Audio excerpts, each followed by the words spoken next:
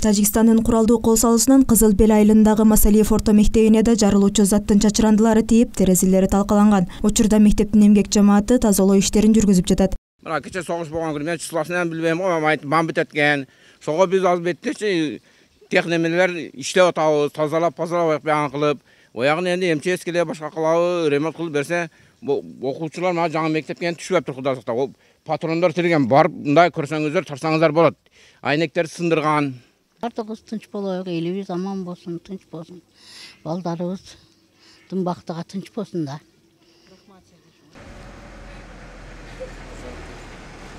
Чек арадагы айылда эл мурдагыдай эле ары бери басып жай турмуш өкүм сүрө баштады. Жергиликтүү тургундардын айрымдары кагылышуу болгон мезгилде үй бүлөсүн коопсуз жайга чыгарып, өздөрү мал мүлкүн карап калган. Биз патрулдарга дагы айтып кете турган нерсе, патрулдар военныйлерге бардыгы ошол жаштар уюштуруп, тамак ашын уюштуруп, ошолордон токпосо биздин коопсуздугубуз жакшы болот дегенде бардык ошол нерселерди уюштуруп жетти карап аттык бардыгын. Кызыл Белдин жаштары өздөрү.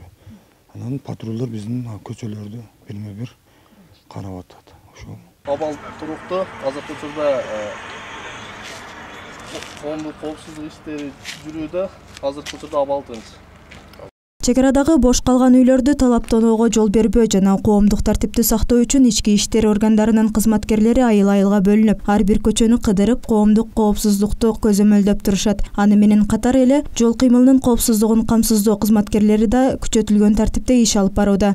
Чет жактарга чыгып кеткен жарандар кайра кайтып колонналар менен келип атат. Алардын баарын коштоп жүрүү иштери жүргүзүлүп атат. Посттор бүгүнкү күнгө чейин алына элек. Биздин кызматкерлер тарабынан айдоочулардын жол эрежесин сактоо боюнча, жол кырсыктары болбобоо боюнча алдын ала иштери бүт жүргүзүлүп, тиешелүү деңгээлде иш алынып барып атат.